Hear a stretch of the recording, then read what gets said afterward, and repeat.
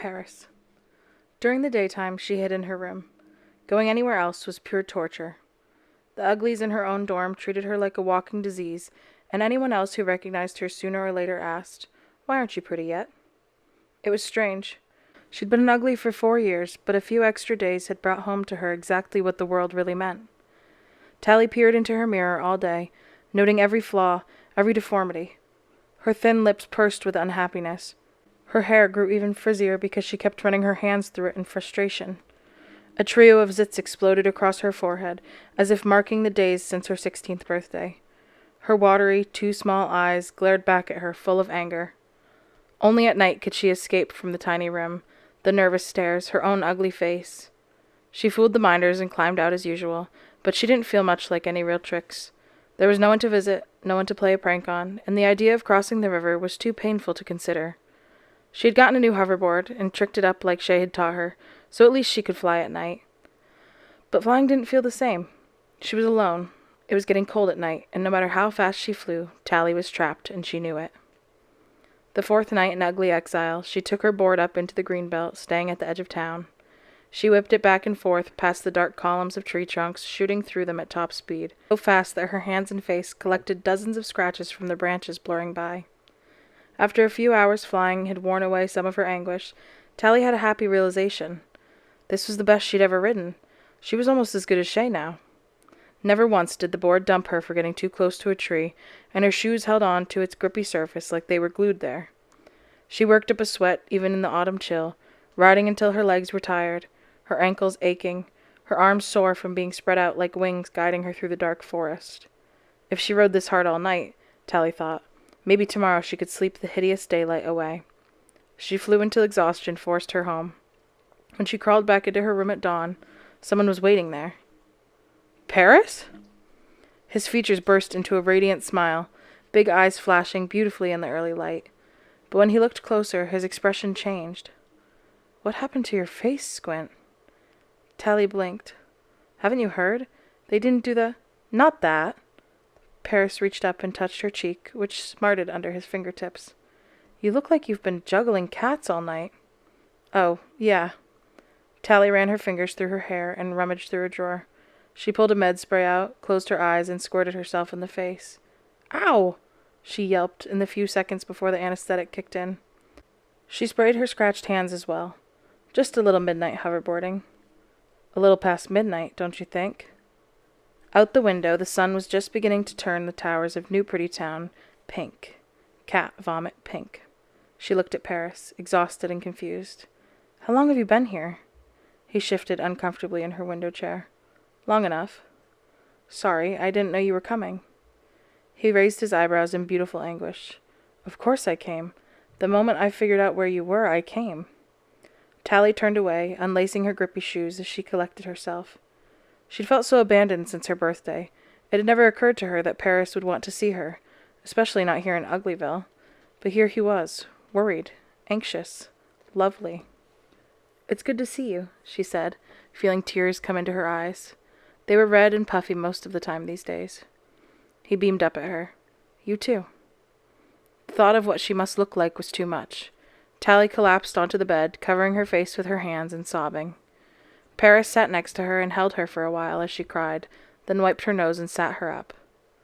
Look at you, Tally Youngblood. She shook her head. Please don't. You're an absolute mess.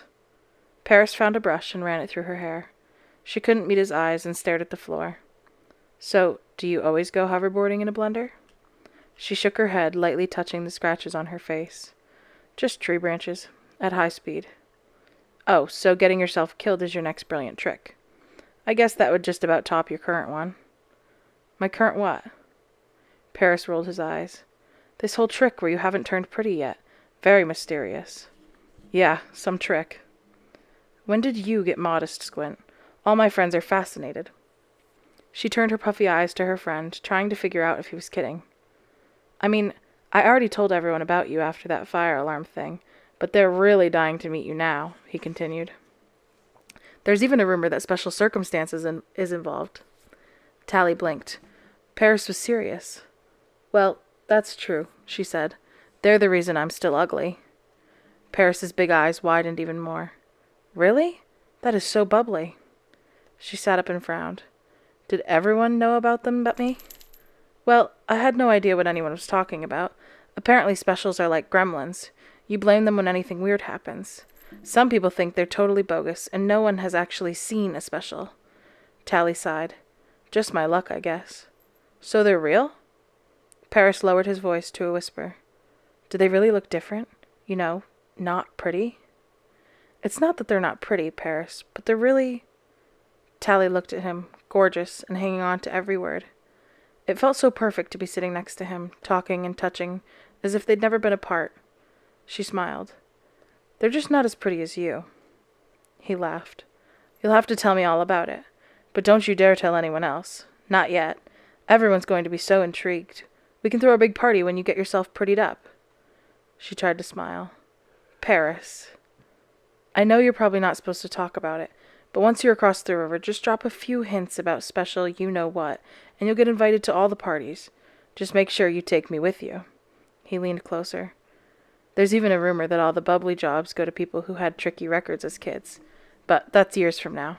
The main thing is to get you pretty already. But Peris, she said, her stomach starting to hurt. I don't think I'll... You'll love it, Tally. Being pretty's the best thing ever, and I'll enjoy it about 1,000,000 times more once you're there with me. I can't. He frowned. Can't what? Tally looked up at Peris, clutching his hand. You see, they want me to tattle on a friend of mine, someone I got to know really well after you left. Tattle? Don't tell me this is all about some ugly trick. Sort of. So tattle away. How big a deal can it be? Tally turned away. It's important, Peris. It's more than a trick. I made my friend a promise that I'd keep a secret for her. His eyes narrowed, and for a moment he looked like the old Peris. Serious, thoughtful, even a little bit unhappy. Tally, you made me a promise, too. She swallowed and stared back at him. His eyes shone with tears. You promised you wouldn't do anything stupid, Tally. That you'd be with me soon. That we'd be pretty together. She touched the scar on her palm, still there, even though Peris's had been rubbed away. He reached over and held her hand. Best friends forever, Tally. She knew that if she looked into his eyes again, it would be all over. One glance and her resistance would evaporate. Best friends forever? She said. Forever. She took a deep breath and let herself stare into his eyes. He looked so sad, so vulnerable and wounded, so perfect. Tally imagined herself by his side, just as beautiful, spending every day doing nothing but talking and laughing and having fun. You'll keep your promise, Tally? A shudder of exhaustion and relief went through her. She had it now, an excuse to break her vow. She'd made that promise to Peris, just as real, before she'd ever met Shay. She had known him for years, and Shay for only a few months. And Peris was right here, not out in some strange wilderness, and was looking at her with those eyes. Of course. Really? He smiled, and it was as bright as the daybreak outside. Yeah. The words came out so easily.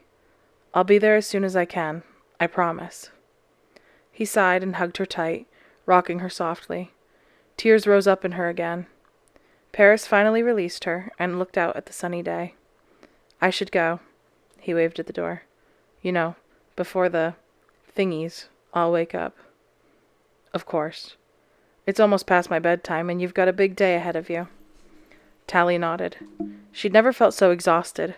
Her muscles ached, and her face and hands had started stinging again. But she was overwhelmed with relief.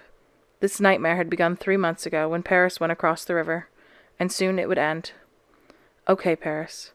I'll see you soon as possible. He hugged her again, kissed her salty, scratched cheeks, and whispered, Maybe in just a couple of days. I'm so excited. He said goodbye and left, checking both ways down the corridor before departing. Tally looked out the window for another glance at Peris and realized that a hovercar was waiting for him below. Pretties really did get whatever they wanted. Tally wanted nothing more than to fall asleep, but acting on her decision couldn't wait. She knew that with Peris gone, the doubts would come back again and haunt her. She couldn't stand another day like this, not knowing if her ugly purgatory would ever end. And she'd promised Peris she'd be with him as soon as possible. I'm sorry, Shay, Tally said quietly. Then she picked up her interface ring from where it had lain on the bedside table all night and slipped it on. "Message to Dr. Cable, or whomever," she said to it. "I'll do what you want. Just let me sleep for a while. Message over." Tally sighed and let herself fall back onto the bed. She knew she should spray her scratches again before passing out, but the thought of moving made her whole body ache. A few dozen scratches wouldn't keep her from sleeping today. Nothing would. Seconds later, the room spoke. Reply from Dr. Cable. "A car will be sent for you, arriving in 20 minutes. "No," she mumbled, but realized that it would be useless to argue. Special circumstances would come. They would wake her up. They would take her. Tally decided to try for a few minutes of sleep. It would be better than nothing. But for the next 20 minutes, she never once shut her eyes.